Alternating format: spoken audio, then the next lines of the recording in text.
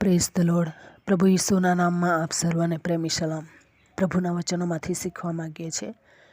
હિબ્રુ અને પત્ર તેનો 10મો અધ્યાય અને તેની 5મી અને 6ઠ્ઠી કલમ.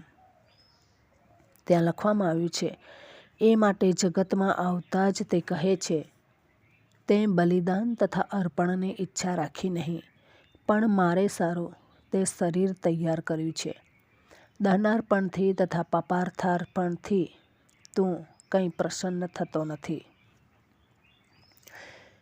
પ્રભુ ઈસુ ખ્રિસ્ત એ શરીર બલિદાન થવાને માટે આવ્યો, પરંતુ એ આત્મા સ્વરૂપ છે, અને જો આત્મા સ્વરૂપે આવે તો બલિદાન કેમક થાય? એટલા માટે એમણે શરીર ધારણ કરવું પડ્યું, અને એ મનુષ્યના સ્વરૂપમાં આ જગતમાં આવે છે. અને જેટલા પણ ઉત્પત્તિથી બલિદાનો હતા, એ તમામ બલિદાનોને, પાપાર્થાર્પણના બલિદાન હોય, દહનાર્પણના બલિદાનો હોય, હરેક જાતના અર્પણો હોય, એ બધાને એણે રદ કર્યા. અને એક જ હવે અર્પણ પ્રભુ ઈસુ ખ્રિસ્ત એ પોતે અનંતકાળના માટે એ રસ્તો તૈયાર કરે છે. 19મી કલમમાં લખવામાં આવ્યું છે, મારા ભાઈઓ, તેણે આપણે સારું પડદામાં થઈને, એટલે પોતાના શરીરમાં થઈને એક નવો તથા જીવતો માર્ગ ઉઘાડ્યો છે. જે માર્ગ ઘણા વર્ષો પહેલાં બંધ હતો, આદમ અને હવાના પાપના કારણે બંધ થઈ ચૂક્યો હતો. પરમેશ્વર પિતા એદનવાડીમાં આવી શકતા હતા, પરંતુ હવે મુલાકાત શક્ય નહીં હતી. કેમ? પાપ આવી ગયું, અને એ વાડીમાં પણ પાપ આવ્યું, અને પ્રભુને એ પાપ પસંદ ન હતું. એના લઈને એણે વાડીમાંથી મનુષ્યને કાઢી મૂક્યા. અને હવે એ વાડી પણ એક સમયમાં જે આનંદ આપનારી વાડી હતી, હવે પ્રભુને પણ એ ગમગીની થઈ શકે છે. અને તેના લઈને એ જે આનંદ હતો એ બધો ચોરાઈ ગયો. પરંતુ પ્રભુ ઈસુ ખ્રિસ્ત ફરીવાર મનુષ્યની સાથે સંગત કરવાને માટે પરમેશ્વર પિતા પોતાના પુત્રનું બલિદાન આપે છે, અને એને આ જગતમાં મોકલે છે. જગતમાં મોકલે છે, અને પછી એ જીવતો અને પવિત્ર માર્ગ ઉઘાડે છે. આપણી સાથે ઈશ્વર કેટલા પ્રેમ રાખે છે. આપણે માર્ગ તૈયાર કરવો જોઈએ, કેમ કે પાપ કરવાવાળું કોણ છે? આપણે છે. પરંતુ આપણાથી કંઈ કિંમત ચૂકવી શકાતી નહીં હતી. કંઈ બલિદાનથી પ્રભુ પ્રસન્ન થતા નહીં હતા. દહનાર્પણથી તે પ્રસન્ન થતા નહીં હતા, કેમ કે પાપનો મુસારો મરણ છે. અને એટલું સુંદરને આપણે એવી રીતના ક્ષણવારમાં બગાડી નાખ્યું કે એના માટે પ્રભુને એ જ મોંઘું અર્પણ જોઈતું હતું. મનુષ્ય પાપી બની ગયા પછી મોંઘું અર્પણ કેવી રીતના ચડાવી શકે? અપવિત્ર અર્પણ કેવી રીતના ચડાવી શકે? એટલા માટે પોતાના પુત્રને જ આ જગતમાં શરીર ધારણ કરવાને માટે મોકલી આપ્યો. આમ તો આત્મા સ્વરૂપમાં પ્રભુ ઈસુ ખ્રિસ્ત હતા જ, કેમ કે આદમ સૃષ્ટિના નિર્માણમાં આપણે મનુષ્યને આપણા સ્વરૂપ પ્રમાણે બનાવીએ, એ પ્રમાણે કહે છે. પરંતુ એ શરીર ધારણ કરીને પછી આવે છે. તમને ને મને પ્રભુએ સુંદર શરીર આપ્યું છે, પરંતુ ઘણા બધા ખ્રિસ્તી લોકો આ શરીરને પાપને માટે ઉપયોગ કરે છે. પૃથ્વી પરના એન્જોયને માટે ઉપયોગ કરે છે. શરીરથી એન્જોય મળે છે, પરંતુ જેટલું એન્જોય તમે કરશો એટલા જ એના હિસાબો પણ આપવા પડશે, કેમ કે આ શરીર આપવાવાળા ઈશ્વર છે. માટીનું માણસ છે, પરંતુ કોઈ એને માણસ બનાવી શકતું નથી. કોઈ વૈજ્ઞાનિક માણસ બનાવી શકતું નથી.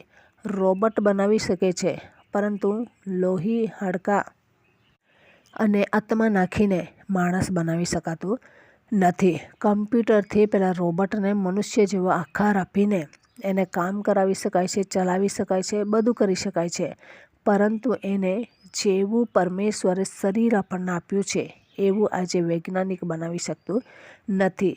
આજે આપણે જોઈએ તો પ્રભુ એ દહનાર્પણથી, પાપાર્પણથી ખુશ થતા નથી.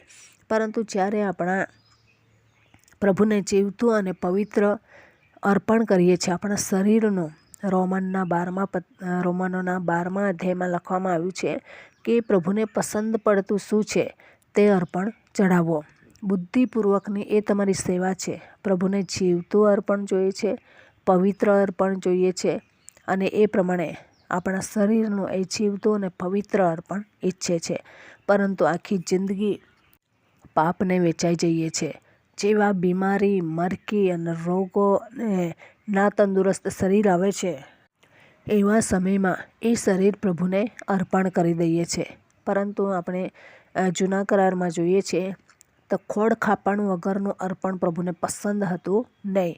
જો એ ખોડ ખાપણવાળું અર્પણ ચડાવવામાં આવે, ઘેટું ચડાવવામાં આવે, તો પ્રભુ એ વ્યક્તિના જીવનમાં શ્રાપ મોકલી શકે છે.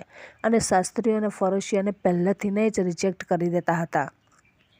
એ ખોડ ખાપણવાળું જોઈએ નહીં. હર કોઈ ને ચડાવવાને માટે, પ્રભુને ચડાવવાને માટે શુદ્ધ અર્પણ જોઈતું હતું. સંપૂર્ણ બલિદાન કરવાને માટે સંપૂર્ણ અર્પણ જરૂરી હતું, ખોડ ખાપણવાળું નહીં. લોકોએ ફેંકી દીધેલું અર્પણ જોઈએ નહીં, અને એવી રીતના એ ચોખ્ખું અર્પણ જોઈતું હતું. આજે આપણા શરીરનું કેવું અર્પણ પ્રભુને ચડાવીએ છીએ તે આપણે તકેદારી રાખવાની જરૂર છે. કયો સમય શ્રેષ્ઠ છે જે પ્રભુને પસંદ છે એ આપણે ચડાવીએ છીએ. પ્રભુને શ્રેષ્ઠ અર્પણ ચડાવીને તેમના રાજ્યમાં આપણે વધુને વધુ મજબૂત બનવાની જરૂર છે. પ્રભુએ આપણા માટે કંઈક આપ્યું છે. સ્વર્ગમાંથી એમનો દીકરો વહાલો એકનો એક પુત્ર આપેલો છે. તો હવે આપણું બી જે સર્વશ્રેષ્ઠ છે, જે આપણને પ્રિય છે, તે પ્રભુના મહિમાને માટે વાપરીએ. નાણાં હોય તો નાણાં વાપરીએ, સમય હોય તો સમય વાપરીએ, તાલંતો હોય તો તાલંતો વાપરીએ, આપણી જુવાની હોય તો જુવાની વાપરીએ, અને પ્રભુએ આપણને જે પણ આપ્યું છે એ પ્રભુના મહિમાને માટે વાપરીએ. એ પ્રમાણે કરીશું તો પ્રભુ આપણાથી પ્રસન્ન થશે, અને આપણું શરીરનું જીવતું અને પવિત્ર અર્પણ પ્રભુને આપણે અર્પણ કરી શકીશું. તો આ વચન પ્રમાણે જીવન જીવવા પ્રભુ આપણને સહાય કરે. વચનનો આશીર્વાદ પ્રભુ આપણને સર્વને પૂરો પાડે. આમેન. પ્રાર્થના કરીએ. પ્રેમાળ પરમેશ્વર પિતા, અમે તમારો આભાર માનીએ છીએ, તમારી સ્તુતિ કરીએ છીએ. રાજાઓના રાજા, પ્રભુના પ્રભુ તમે છો, દેવોના દેવ તમે છો, પરાક્રમી પ્રભુ તમે છો. તેના માટે આભાર માનીએ છીએ, તમારી સ્તુતિ કરીએ છીએ. તમારા મહિમાને માટે ઉપયોગી બનાવો. હરેક જાતના અંધકારની શક્તિઓમાંથી બચાવજો, અને વધુને વધુ તમારા મહિમાને માટે અમે પ્રકાશિત જીવન જીવતા રહીએ એવી કૃપા અમે માગીએ છીએ. તમારા હાથોની અંદર દરેક બાબતોને સોંપી દેતા આ પ્રાર્થના પ્રભુ ઈશ્વરના મૂલ્યવાન નામની અંદર માગીએ છીએ. Amen. Thank you. Praise the lord. God bless you. Amen.